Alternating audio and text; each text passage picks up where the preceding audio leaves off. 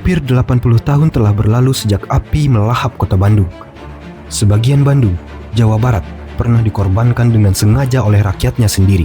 Peristiwa itu dikenang sebagai Bandung Lautan Api, sebuah pilihan pahit yang diambil pada 23 Maret 1946 demi harga diri sebuah kemerdekaan yang masih rapuh.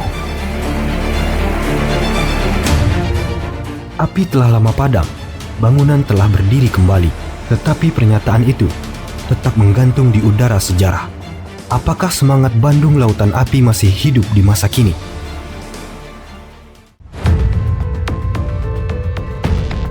Oktober 1945, euforia kemerdekaan Republik Indonesia masih terasa hangat.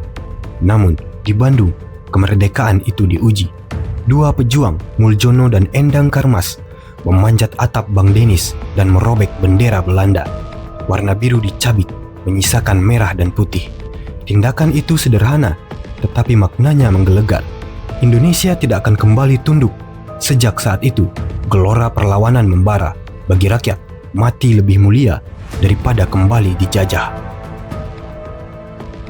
Ketegangan meningkat ketika tentara sekutu mendarat di Bandung pada 12 Oktober 1945, membonceng kepentingan Belanda pasca Perang Dunia Kedua.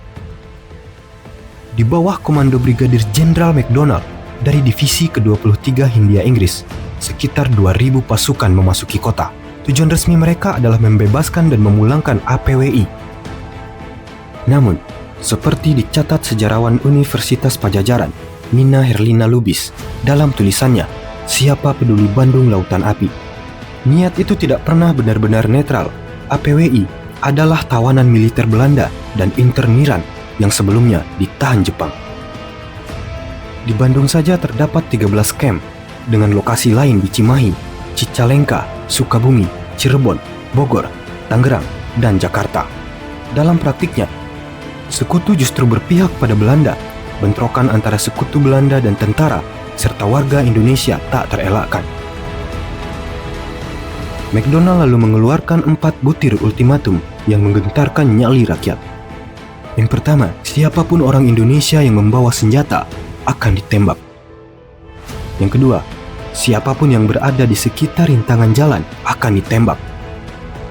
Yang ketiga, siapapun yang berada dalam radius 200 meter di pos sekutu Jepang dan kamp pengungsian akan ditembak. Yang keempat, dan yang paling menentukan, orang Indonesia harus meninggalkan Bandung Utara, wilayah di utara rel kereta api yang membelah kota dari timur ke barat. Rel kereta api itu menjadi batas kematian. Bandung Utara dikuasai sekutu dan Netherlands Indies Civil Administration. Bandung Selatan dipertahankan oleh tentara Indonesia. Di antara dua wilayah itu, pertempuran terus meletus. Bandung bukan sekedar kota, ia adalah saksi. Di Jalan Juanda, berdiri gedung bekas kantor berita Jepang Domain, dibangun tahun 1937.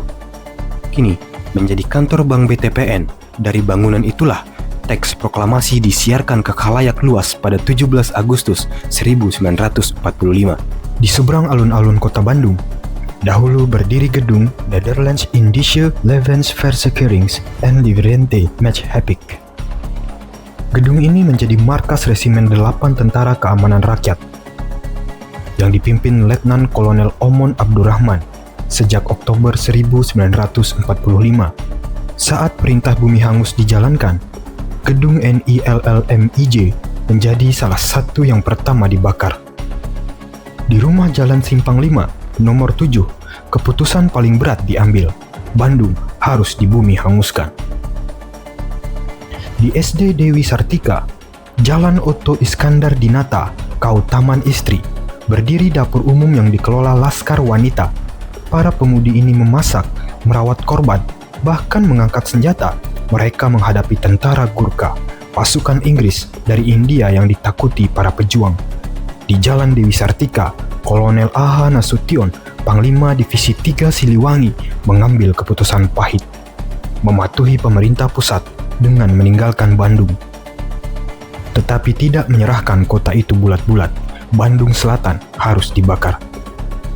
Sejarah juga mencatat tragedi di pertigaan Lengkong dalam Lengkong Tengah, tempat banjir besar pada 25 November 1945 menewaskan banyak warga.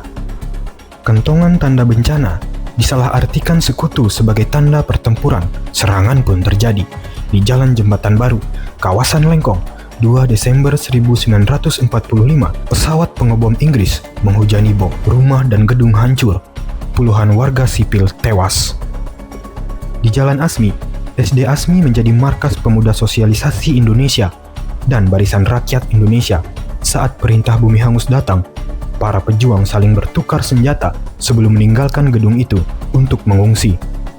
Dan di Gereja Gloria, bekas Netherlands Indische Radio Omroep Mik dan Radio Hos Hop Yoku di Jalan Muhammad Toha. Suara kemerdekaan menembus dunia. Siaran dalam bahasa Indonesia dan Inggris ditangkap hingga Amerika Serikat. Untuk pertama kalinya, nama Radio Republik Indonesia digunakan. Hujan gerimis turun pada Minggu sore, 24 Maret 1946. Rakyat mulai meninggalkan rumah.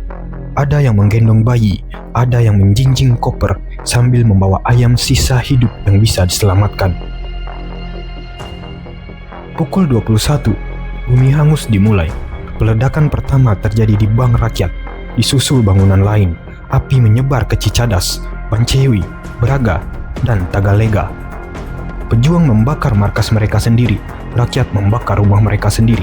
Asap hitam membubung, listrik padam total. Kota Bandung berubah menjadi neraka cahaya. Api menerangi Ciroyom, Tagalega Utara, Cikudapateu, Cicadas, Jalan Oto Iskandar Dinata, Cibadak, Kopo, dan Babakan Ciamis. Dalam waktu 7 jam, sekitar 200.000 penduduk meninggalkan kota dari Cimahi hingga ujung Berung. Arus pengungsi mengalir melalui Margahayu dan Dayeh Kolot, menuju Ciparai, Majalaya, Banjaran, dan Soreang. Jalan basah kuyup oleh hujan dan keringat, berlatar langit Bandung yang memerah oleh api.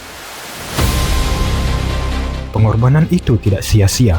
Sekutu dan Nika akhirnya angkat kaki dari Nusantara.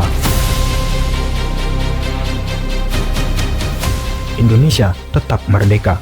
Di pengungsian Bandung Selatan, seorang komponis bernama Ismail Marzuki bersama istrinya Elis Zuraida menulis lagu-lagu perjuangan. Salah satunya kelak menggema sepanjang zaman, Halo Halo Bandung. Saat Bandung Lautan Api terjadi, rakyat Bandung telah menyerahkan harta, rumah, bahkan nyawa mereka. Mereka membakar kota bukan karena benci, tapi karena cinta. Cinta pada kemerdekaan, dan hingga hari ini, api itu masih menyala, menunggu generasi baru untuk kembali memaknainya.